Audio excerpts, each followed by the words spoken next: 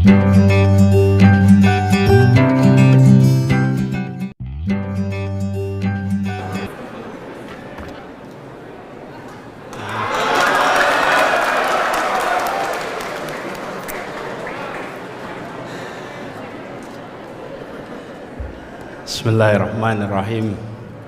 Assalamualaikum warahmatullahi wabarakatuh.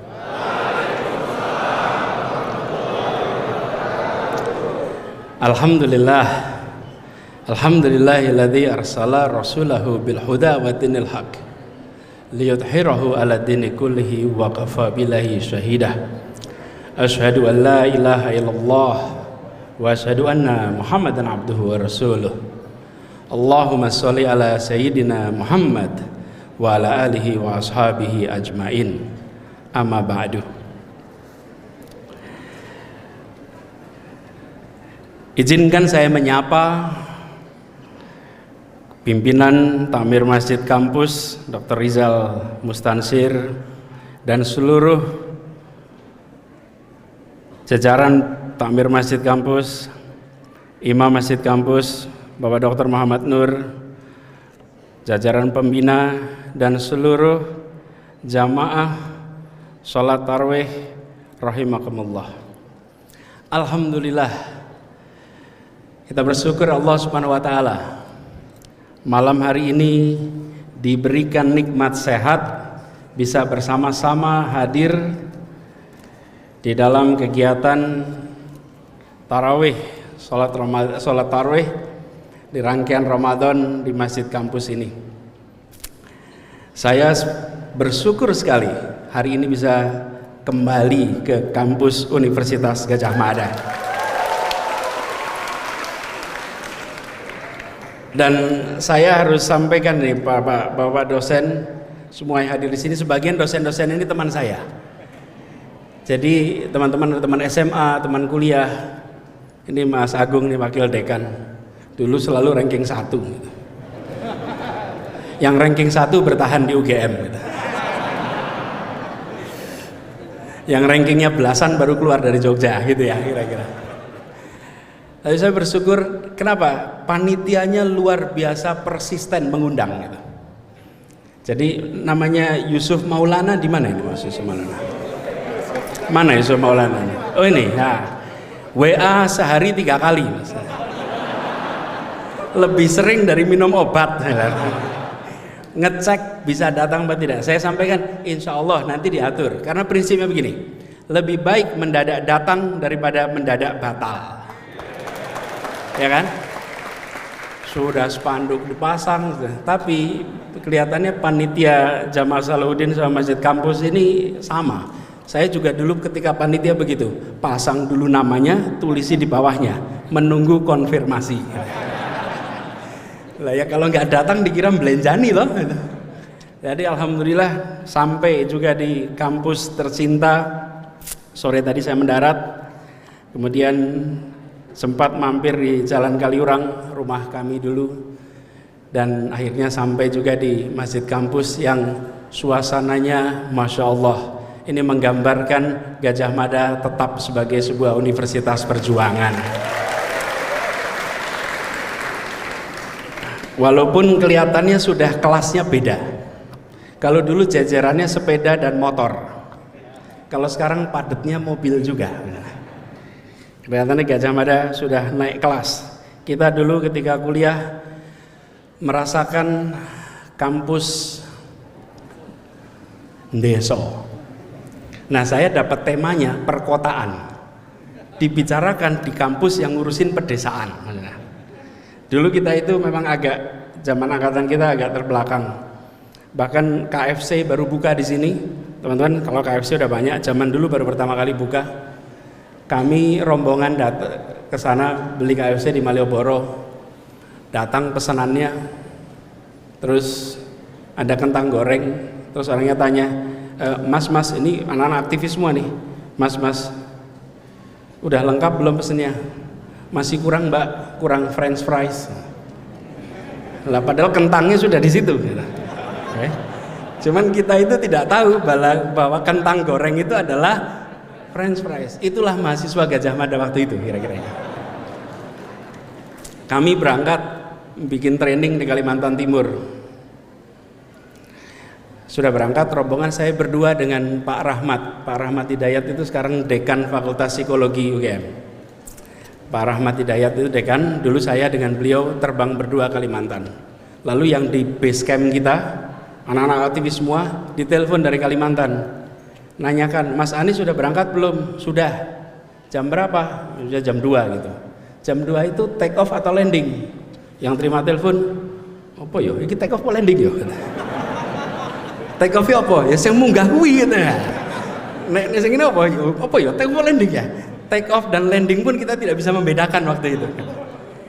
Dan ketika rombongan berangkat ke Kalimantan Timur pakai pesawat itu berhenti di Surabaya. Boleh transit, boleh turun. Ada salah seorang teman kita, kalau disebut namanya nanti ketahuan.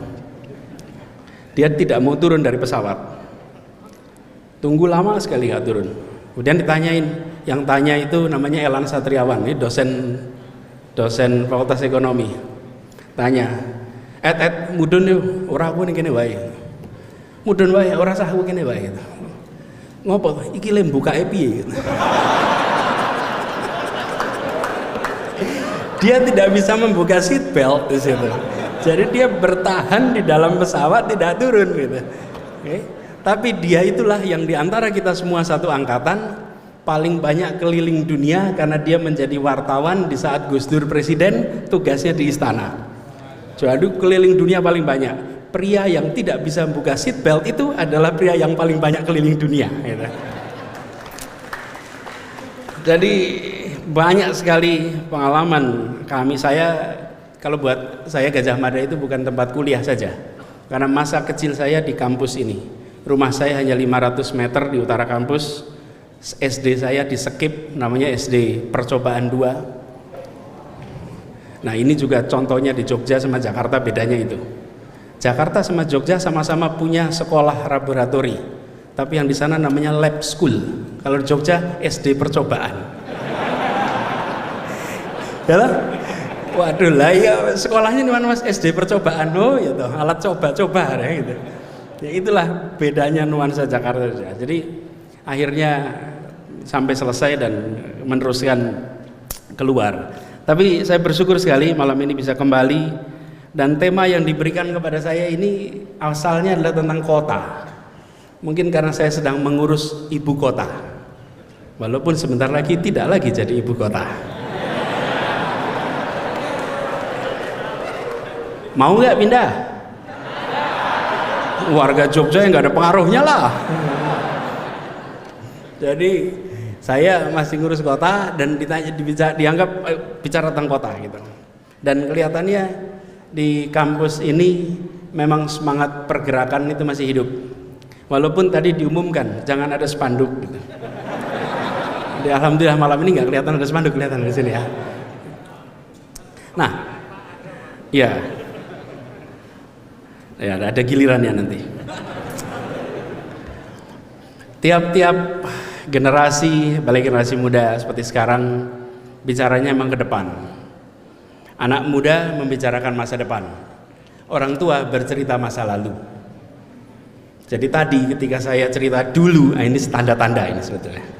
Oke. Tapi kalau anak muda bicaranya masa depan. Dan kalau bicara masa depan, maka bisa saya sampaikan di sini. Masa depan dari peradaban umat manusia itu akan berada di perkotaan. Harus siap di perkotaan. Tahun 2027 nanti pertama kalinya dalam sejarah umat manusia, penduduk dunia yang tinggal di kota akan lebih banyak daripada yang tinggal di pedesaan. Di tahun 50-an hanya 30% penduduk dunia di perkotaan, 70% di dunia. Penduduk dunia tinggal di pedesaan dan 70% tinggal di perkotaan. Tahun 2021 kemarin 57% penduduk dunia tinggal di kota. Indonesia juga sama. Tahun 2011, 11 tahun yang lalu, pertama kalinya Indonesia memiliki statistik lebih banyak warga tinggal di perkotaan daripada di pedesaan. Dan tahun 21, 10 tahun kemudian, 57% penduduk Indonesia tinggal di perkotaan. Pedesaan makin hari makin berkurang. Nah, pertanyaannya mungkin, bagaimana dengan umat Islam? Kalau kita lihat sirah nabawiyah, maka kita akan mendapatkan fakta bahwa Islam itu berkembang pesat di kawasan urban. Islam itu dimulai sebagai sebuah agama yang tumbuh di kawasan perkotaan. Pertama kali di Mekah yang merupakan pusat kegiatan, kemudian Yathrib.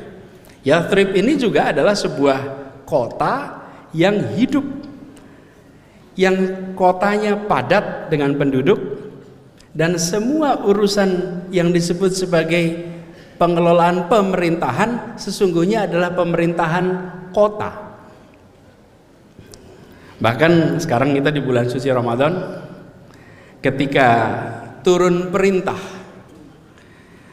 ya ayyuhalladzina amanu kutiba alaikumusiyam kama kutiba alal ladzina min qablikum la'allakum tattaqun. Keluar turun perintah itu bulan Sya'ban menuju Ramadan di kota Madinah tahun kedua Hijriah. Jadi sesungguhnya bagi umat Islam bicara kota bukan sesuatu yang baru, karena memang agama ini tumbuh awalnya di kawasan perkotaan. Nah, tantangannya tentu beda kawasan perkotaan dulu dan sekarang. Karena itu kalau kita merujuk, saya mau cerita sedikit nanti tantangan yang kita hadapi di Jakarta. Di Jakarta itu tantangannya banyak karena perkotaan di era Nabi besar Muhammad SAW itu beda sekali dengan tantangan perkotaan hari ini. Dari sisi jumlahnya juga amat berbeda. Nah, dalam kesempatan ini saya ingin berbagi pada teman-teman apa yang kita kerjakan di Jakarta yang mungkin bisa menjadi pelajaran bagi kita semua. Kalau kita lihat, Jakarta ini kota yang merupakan melting pot, berkumpulnya semua dari mana-mana. Jogja juga sebetulnya mirip, cuman bedanya Jogja itu turnovernya tinggi. Apa turnover itu? Keluar masuknya tinggi. Keluar masuknya tinggi. Mahasiswa datang ke sini berapa tahun selesai sekarang? Itu mbok ya jangan ditanya gitu loh.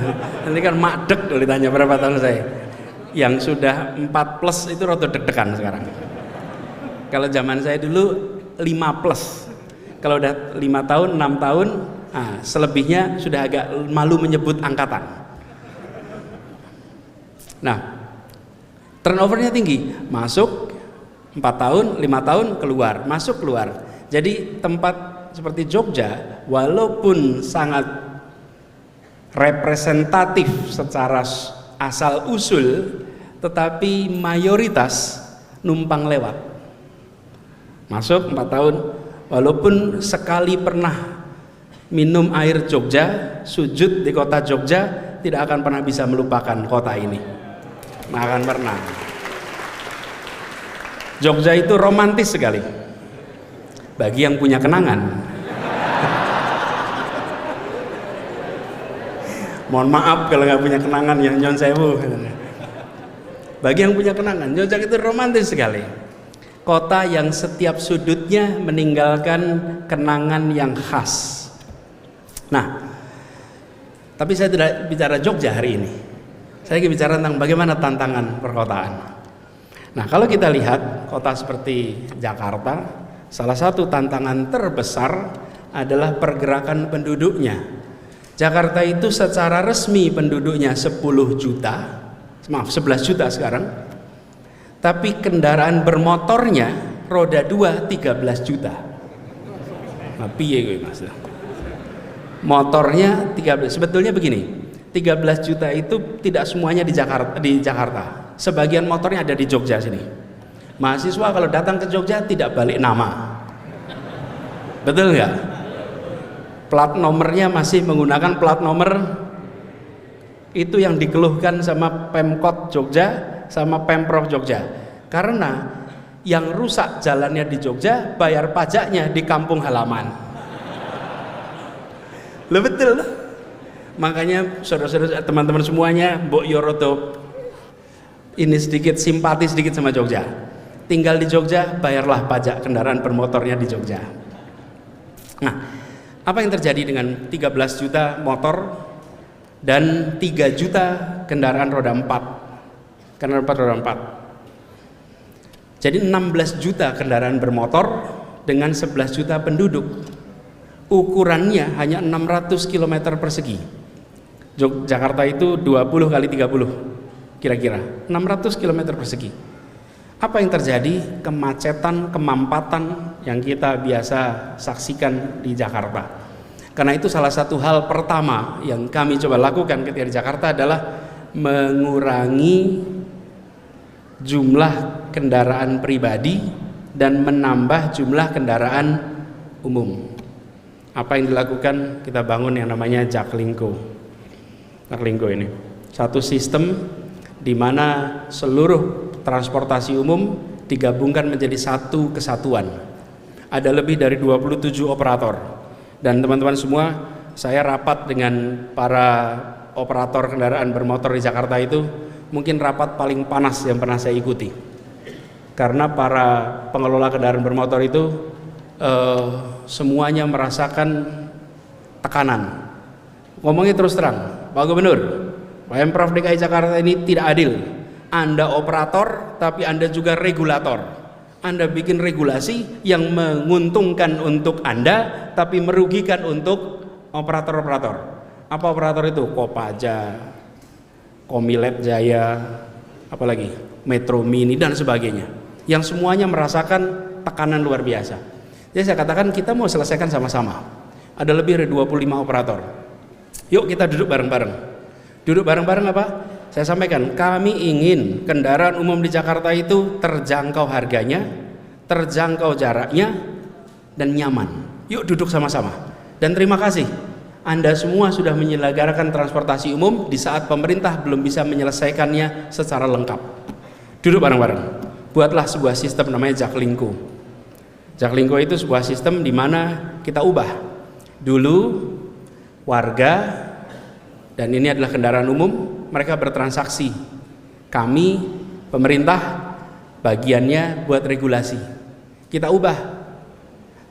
Operator kendaraan, kami beli jasanya. Kami akan beli jasa Anda per kilometer per hari. Jadi dihitungnya per kilometer, satu hari 90 sampai 110 kilo. Jadi kendaraan itu muter terus, nggak perlu ngetem. Karena pemerintah akan bayarnya per kilometer. Karena itu angkot-angkot di Jakarta, Metro Mini di Jakarta, Kopaja di Jakarta sekarang nggak ada yang ngetem, nggak bikin macet. Kenapa? Karena dia dibayar per kilometer. Muter terus mereka. Yang bayar siapa? Pemerintah. Warga tidak bayar per kilometer, warga bayarnya per 3 jam. Rp5.000 untuk naik kendaraan umum 3 jam, silahkan gonta-ganti kendaraan tanpa bayar tambahan. Tanpa bayar tambahan, bayar 5.000 gonta-ganti, pokoknya Anda ganti apapun selama itu 3 jam, cukup di tap. Apa yang terjadi? Warganya tenang karena tidak lagi digonta-ganti. Kita mengalami dulu, kendaraan umum berhenti, mas turun mas, dek turun dek, dipindah. Pernah kan ngalamin itu? Dipindah. Lalu ngetem lama, kenapa? Nunggu penumpang, nunggu penuh baru jalan. Sekarang kosong jalan, penuh jalan.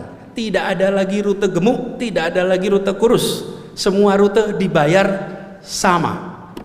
Dan apa yang terjadi? Hari ini kalau Bapak Ibu, teman-teman semua datang ke Jakarta, coba cari, masih ketemu nggak Metro Mini yang wajahnya udur itu? Sudah nggak ada. Nggak ada Metro Mini Udur, Kopaja Udur, nggak ada. Kemana mereka semua? Mereka hilang. Kenapa hilang?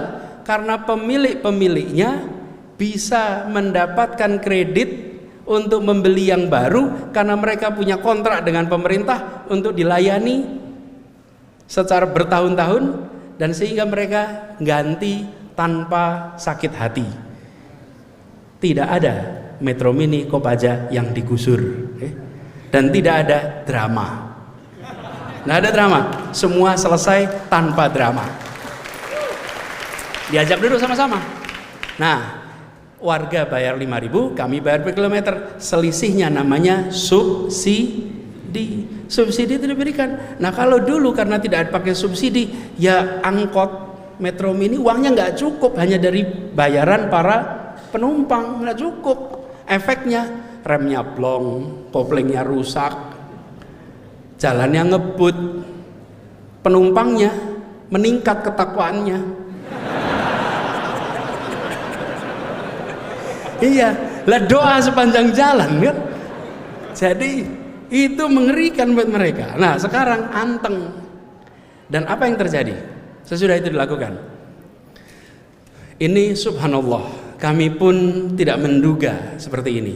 Dulu setiap hari di Jakarta yang naik kendaraan umum hanya 350.000 orang per hari. Sesudah dibuat sistem baru meningkat menjadi 1 juta orang per hari. Ya. Tapi ini belum selesai. Kita harapannya nanti 2 juta, 3 juta, 4 juta. Kalau sudah 4 juta baru kita bisa bilang mission accomplished. Kalau sekarang menuju mission accomplished. Karena udah naik nih. Naiknya 3 kali lipat.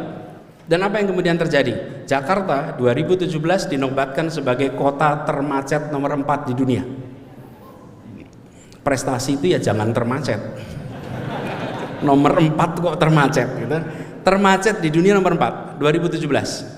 2018 turun jadi nomor 7 di dunia. Kemudian turun lagi jadi nomor 10. Tapi masih 10 besar. Di mana-mana itu kita kepengen 10 besar kecuali urusan macet. Jadi saya bilang kita harus usahakan keluar. Apa yang terjadi? Tahun 2020 kita turun menjadi nomor 32 di dunia.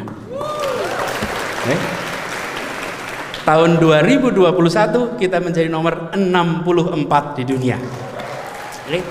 Dalam 4 tahun dari nomor 4, nomor 7, nomor 10, 32, 6, 4. Ini kerjanya gubernur? Ini kerjanya seluruh rakyat Jakarta. Ini adalah kerja semua kita. Kenapa? Lah yang pindah kendaraan umum siapa?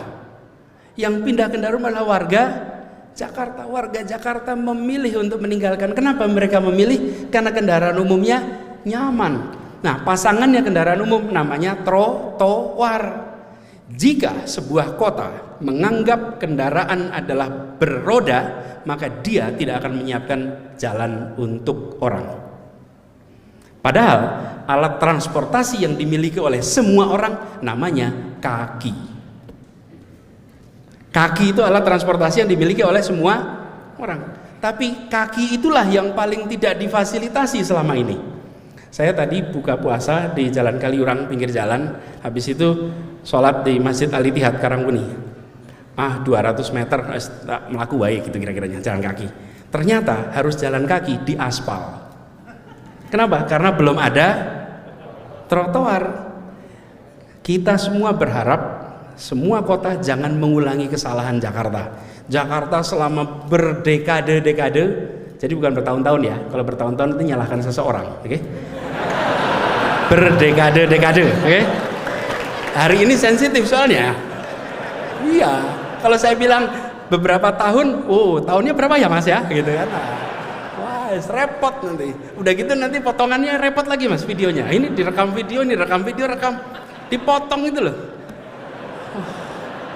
Ampun udah dipotong itu. Coba Anda bayangkan coba. Quran .2 fawailul lil musolli. Bukan ngeri betul. Kata Quran merugilah orang-orang yang sholat. Itu kata Quran. Lah iya kalau dipotongnya cuman 1 potong begitu. Nah kalau saya ngomong itu seringkali ada yang waktunya senggang, menyempatkan untuk memotong gitu loh. Tadi sampai mana? Dekade. Jadi kembali beberapa dekade yang lalu. Ketika kembali ke beberapa dekade yang lalu, Jakarta itu yang dibangun adalah alat transportasi untuk roda. Harus beroda baru disebut alat transportasi. Kami ubah. Bila sebelumnya cara berpikirnya begini, bangun untuk kendaraan pribadi, di bawahnya adalah bangun untuk kendaraan umum, baru nomor 3 untuk pejalan kaki. Trotoarnya basa-basi, yang penting kelihatan ada trotoar. Kita ubah. Bangunan infrastruktur transportasi nomor 1 adalah trotoar. Nomor 2 adalah sepeda, jalur sepeda. Nomor 3 adalah kendaraan umum. Nomor 4 adalah kendaraan pribadi. Paradigmanya diubah. Dan ketika paradigmanya diubah, dibangunlah trotoar di mana-mana. Dalam waktu kurang dari 4 tahun, Jakarta membangun 341 km trotoar di seluruh Jakarta. Bukan cuman di Jalan Tamrin, memang yang kelihatan fotonya di Tamrin, di Sudirman, itu yang kelihatan fotonya. Ya, karena ada CFD kelihatan tuh. Tapi sesungguhnya itu di seluruh wilayah Jakarta ada 341 km. Dan ketika itu dibangun, apa yang terjadi?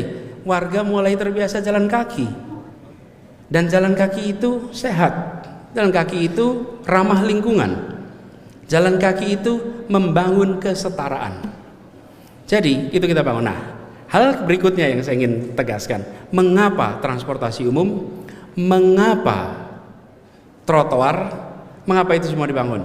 Nah, ini yang saya ingin ceritakan, ruang ketiga. Setiap kota, apakah Jogja, apakah Jakarta, itu semua punya ruang ketiga. Ruang ketiga itu begini. Ruang pertama itu di rumah. Ruang kedua itu tempat kerja. Ruang ketiga itu ruang bersama publik. Itu ruang ketiga. Selama berdekade-dekade, ya, bukan bertahun-tahun ya, gitu, berdekade-dekade. Selama berdekade-dekade, ruang ketiga itu diserahkan kepada swasta untuk menyediakan. Pemerintah seperti nggak menyediakan ruang ketiga itu. Apa ruang ketiga ini? Ruang interaksi warga. Di mana itu? Swasta yang menyiapkan, namanya MALL. Mall. Betul kan? Warga itu disiapkan tamannya pun bukan untuk interaksi. Tamannya itu kalau dalam bahasa Inggris disebutnya garden.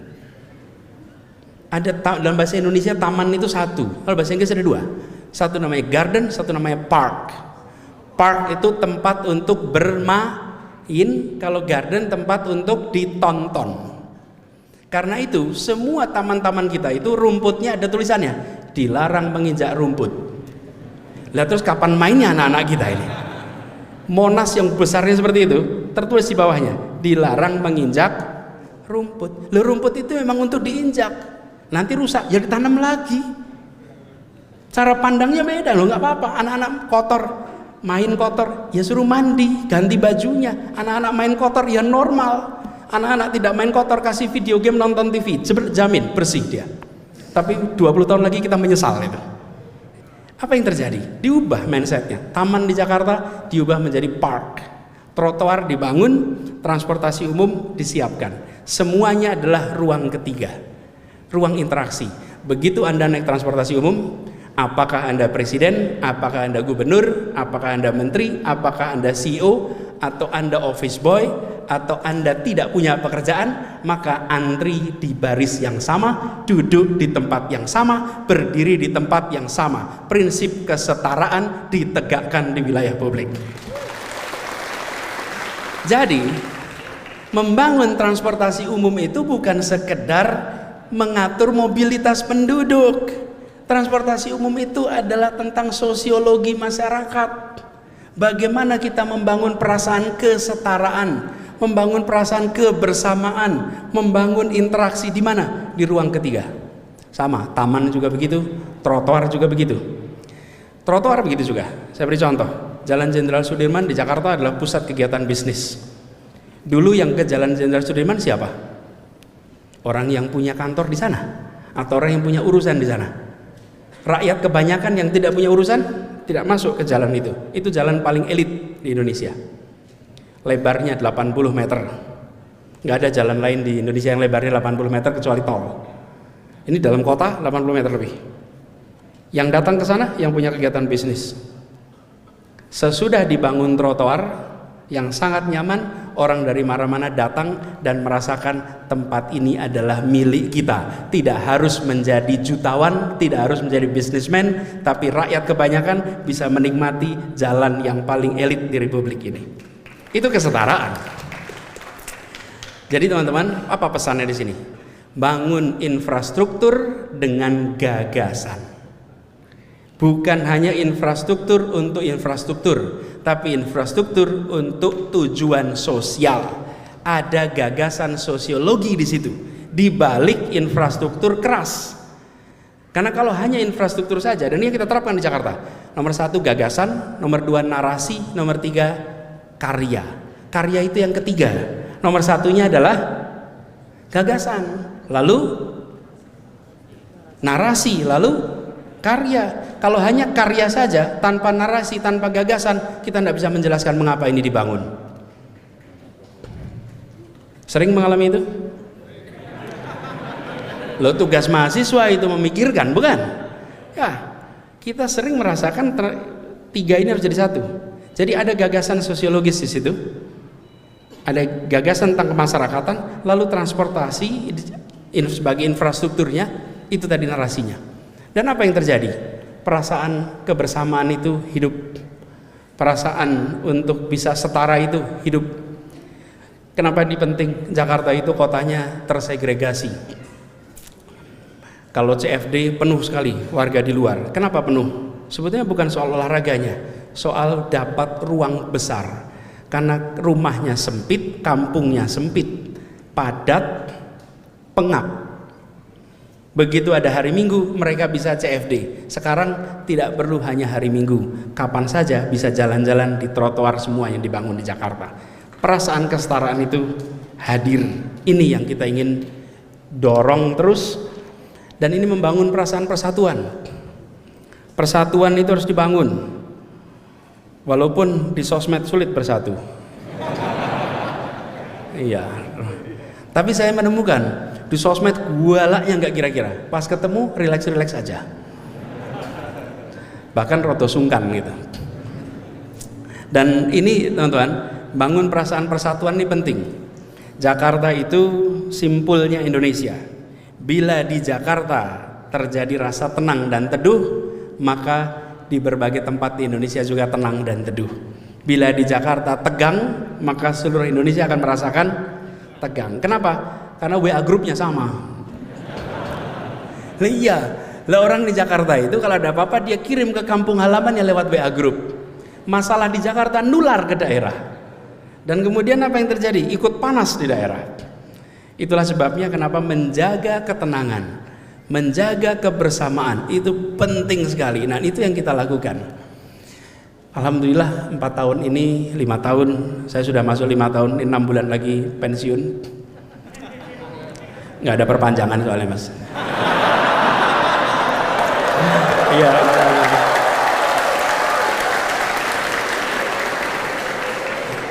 Kenapa tepuk tangan nih? Bahaya.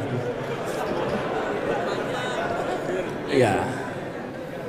Jadi saya bulan Oktober besok, kalau tidak ada halangan, tidak ada perubahan, itu selesai.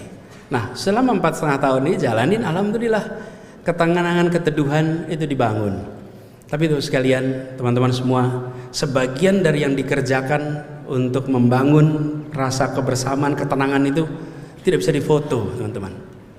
Saya beri contoh. Mencegah kebakaran tidak ada pahlawannya. Memadamkan kebakaran terlihat pahlawannya. Betul tidak? Ya. Konflik, ketegangan itulah kebakaran. Mencegahnya tidak menimbulkan pahlawan. Mereka-mereka yang membangun jalur listrik dengan benar, mengendalikan distribusi gas dengan baik, menata, memberikan informasi cara menyalakan kompor yang tepat. Itu semua namanya pencegahan kebakaran. Tidak terlihat pahlawannya, tapi faktanya kita terbebas dari kebakaran. Begitu ada kebakaran, maka 1 truk datang, 2 truk datang, kita foto, inilah pahlawan pemadam kebakaran. Jadi sebagian dari pekerjaan kita di Jakarta itu adalah pekerjaan yang tidak terlihat, tapi terasakan dampaknya. Saya selalu bilang sama teman-teman jajaran, teman-teman semua jangan pernah khawatir. Memang pencegahan atas problem tidak pernah terlihat pahlawannya, tapi yakinlah ini dicatat sebagai amal soleh, sebagian amal jariah yang nanti limpahan pahalanya mengalir tanpa henti sampai kemudian hari. Catat itu. Jadi ini sebagai sesuatu yang kita kerjakan secara nyata. Nah, ini teman-teman sekalian, begitu sampai kepada pencegahan, sampai pada ini, maka langkah-langkah yang kita lakukan banyak yang tidak terlihat. Misalnya hari ini, teman-teman semua kita merasakan, alhamdulillah listrik nyala. Di kos-kosan listrik bagus kan? Bagus lah, listrik nyala. Ada AC di kos-kosan? Itu mahasiswa yang protar, nggak punya kos-kosan, nggak punya ada lampu nyala, komputer nyala, listrik nyala, ini semua. Pernahkah kita bilang terima kasih PLN atas aliran listriknya? Nggak ada. Tapi begitu lampunya mati, apa? Itu namanya PLN trending topic, gitu. Betul kan? Sebagian yang kita kerjakan di pemerintahan itu begitu. Pemerintahan itu mencegah masalah, tapi tidak pernah terlihat. Dan kalau mencegah terjadinya masalah, nah ini tidak sebanding. Kalau sebagai sebuah persamaan itu tidak setara. Misalnya ada 100 kali percobaan menyerang, kita berhasil menggagalkan 99 kali, tapi 1 kali kebobolan disebut gagal. Padahal 99 kali berhasil mencegah. Yang mau merusak mencoba 100 kali, 99 kali tidak berhasil, cuman berhasil sekali disebut sukses. Itulah berada di dalam pemerintahan. Karena itu di pemerintahan itu uji kesabaran, termasuk di sosmed. Uji kesabaran. Kalau saya ditanya latihan kesabaran di mana? Latihannya ya di Gajah Mada sini.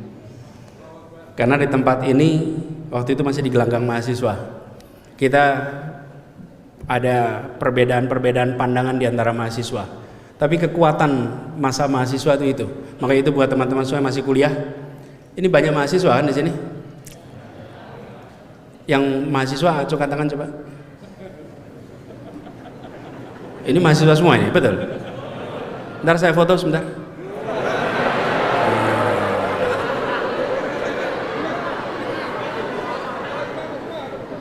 Siap, terima kasih. Memastikan aja betul mahasiswa. Zaman dulu tuh banyak yang berlagak mahasiswa tapi lapornya ke tempat lain.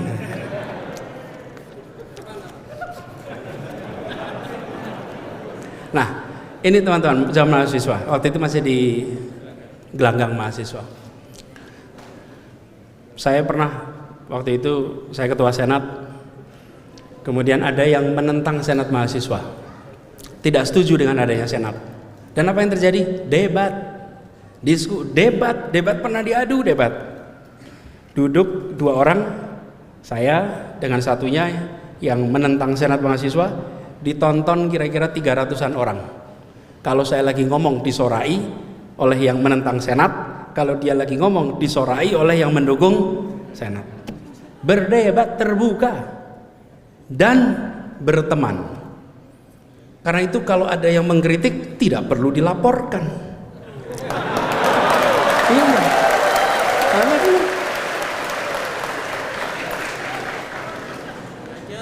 Lanjut gitu ini lah. Ojo ngompori mas. Jadi perdebatan itu menjadi sesuatu yang lumrah. Apalagi di kampus. Kalau di kampus ada rasa takut untuk berbicara tentang kenyataan, maka kampus itu sedang mengalami masalah. Ya, pasti. Di kampus itu harus bisa bicara bebas. Justru kampuslah tempatnya. Dan di kampus itu juga lah kita terbiasa untuk menjaga iklim demokrasi. Apalagi di anak-anak teman-teman mahasiswa. Teman-teman mahasiswa itu banyak sekali pemimpin-pemimpin mahasiswa. Pemimpin mahasiswa itu adalah orang-orang yang diakui kepemimpinannya bukan oleh petinggi-petinggi, tapi diakui kepemimpinannya oleh sebayanya. Pengakuannya oleh sesama mahasiswa. Itulah pemimpin muda. Jadi kalau ada pemimpin muda yang rebutan stempel, maka dia sesungguhnya bukan pemimpin. Ya. Karena kalau pemimpin itu bukan rebutan stempel, pemimpin itu diakui oleh dan disebut pemimpin. Ini kita lagi di masjid nih. Imam. Walaupun seseorang itu sholatnya di depan mihrab sini, tapi bila tidak ada satupun makmum di belakangnya, dia tidak bisa disebut sebagai imam. Seseorang berubah statusnya menjadi imam jika dan hanya jika ada makmum walaupun satu. Karena itu kalau Anda mengatakan I am a leader, who is your follower? If you have no follower, you are no leader. Bila Anda tidak ada pengikut, maka Anda bukan pengikut apa? Orang yang mengikuti gagasan Anda, orang yang menjalankan gagasan Anda, orang yang mau bekerja bersama dengan Anda. Dan itulah masa mahasiswa. Karena itu saya sampaikan pengalaman terbesar, pengalaman paling bermanfaat itu di Gajah Mada ketika terlibat dalam organisasi dan belajar pada saat itu menghadapi rezim Orde Baru yang tidak bersahabat pada gerakan mahasiswa.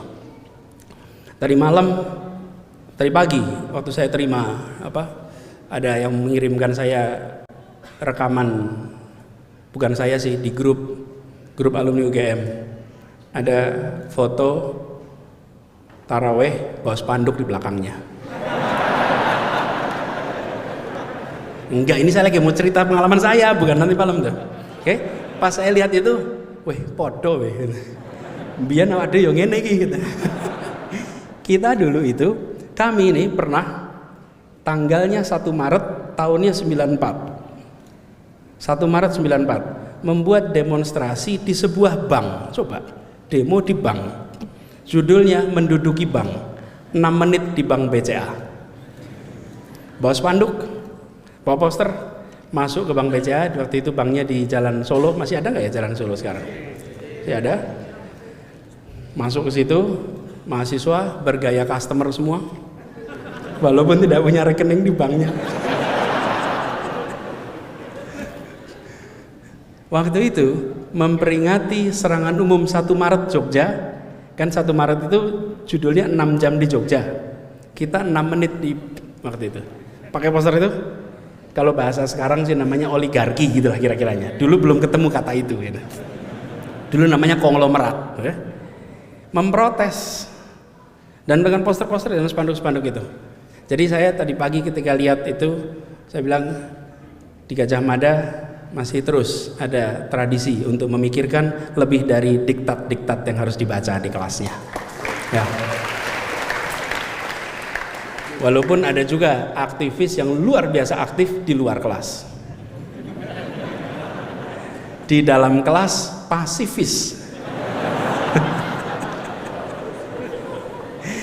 Pasifis. Jadi buat teman-teman yang masih kuliah, usul saya teman-teman, aktiflah, betul-betul aktif. Jadi kalau kami dulu ketika kuliah itu ada jenis mahasiswa diktator. Diktator ini adalah mahasiswa yang kemana-mana bawa diktat, dan apapun yang dibaca diktat. Ini kemudian mereka ini kita sering sebut sebagai profesional individualis. Profesional individualis. Ada juga yang organisatoris. Organisatoris ini aktif betul organisasi A, B, C, D, F, G kecuali kuliah. Ini aktifnya luar biasa. Lalu ada yang tipe mahasiswa yang proletarian. Yang proletarian ini sandalnya jepit, rambutnya gondrong, tampilannya seperti jarang mandi, okay? Dan selalu membicarakan rakyat. Ini kelompok proletarian. Ada juga jenis yang asketis religis, sudah melampaui urusan keduniaan. Lihatnya udah ukhrawi semuanya ini urusannya. Itu kalau laki-laki terlihat dari apakah mata kakinya terlihat apa tidak, gitu kira-kira. Ini asketis religis nih, asketis religis. Ada juga jenis, sebentar saya ingat-ingat lagi nih. Ada juga humanis, sosialis, individualis. Ini menikmati mendatangi semua seminar diskusi, duduk depan pencatat, bertanya, kemanapun selalu bertanya, memikirkan rakyat, tapi sebatas ruang diskusi saja, nggak ada actionnya. Dan kalau sudah bisa mendiskusikan semuanya itu, maka merasa sepertinya masalah sudah selesai. Dan teman-teman semua para mahasiswa, kita yang saya juga sama, kita semua mahasiswa senang baca buku. Di kos-kosan, di kamar biasanya berderet buku. Sebagian untuk dibaca, sebagian untuk pemandangan. Sebagai mahasiswa intelektual dong gitu. Dan kadang-kadang yang masih puber intelektual itu, kayak kita ketika masa itu, bacanya yang rumit-rumit. Makin sulit bacaannya, makin puas di hadapan teman kos. Ini top betul. Wacananmu apa tuh? Aku ora paham, ora ngerti loh. Aku ya jane ora ngerti.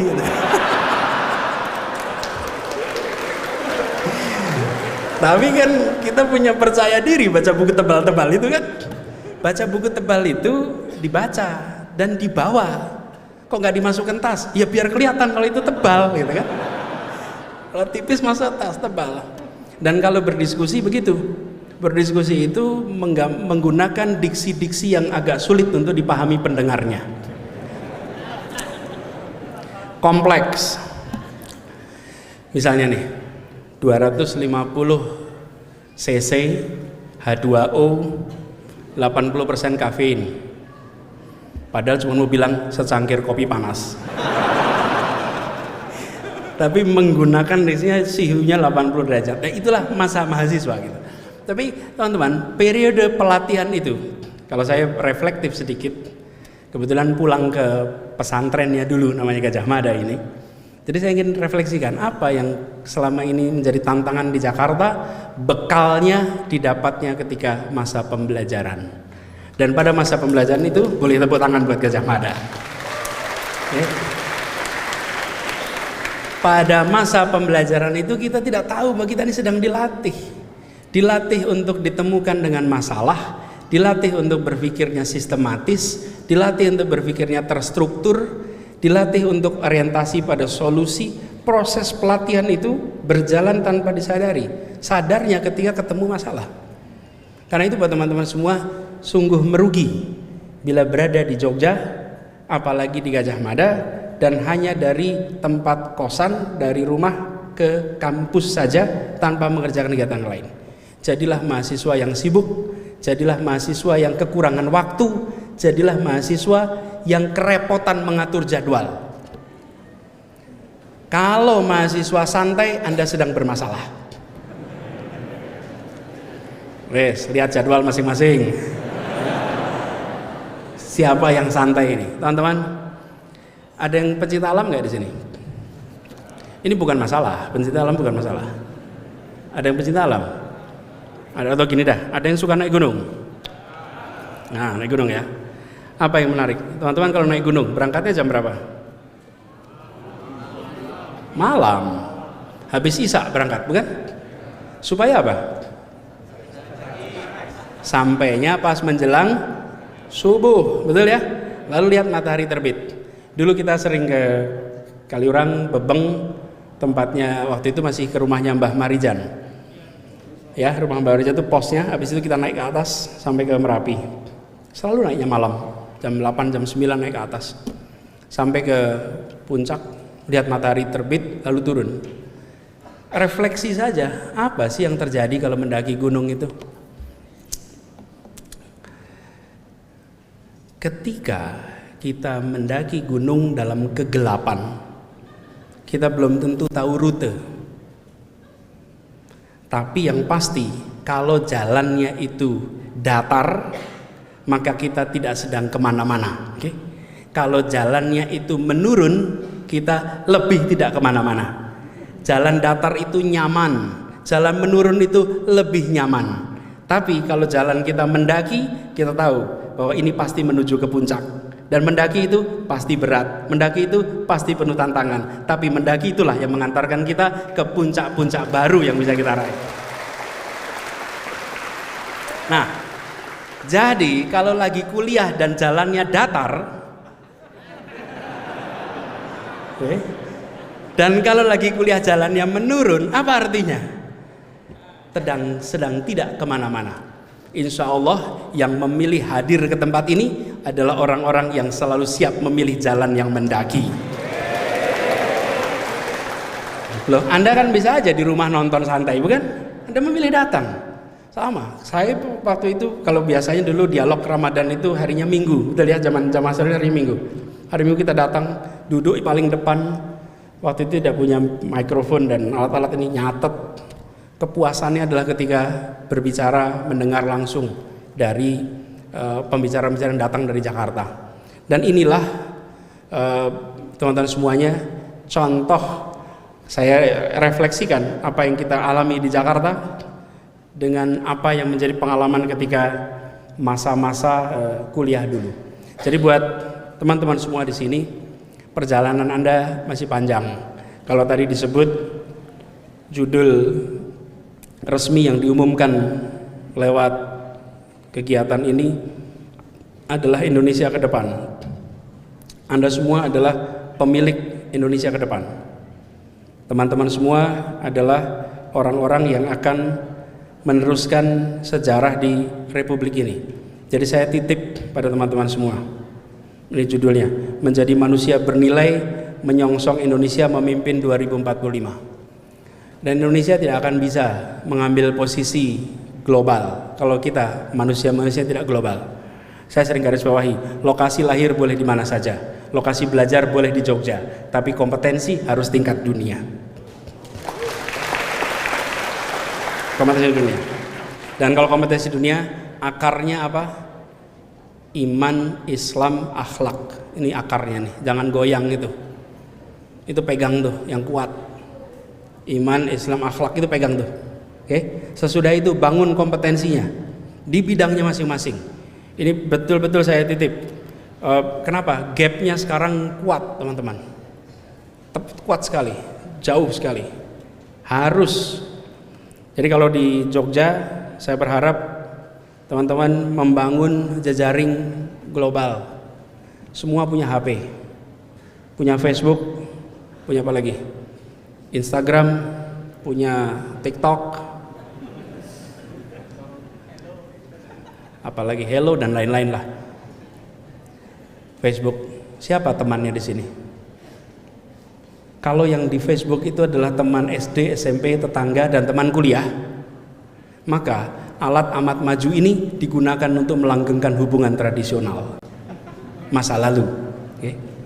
Tapi kalau yang dibangun di sini, Anda kuliah geologi, maka Anda tersambung dengan pusat-pusat penelitian geologi termaju di dunia.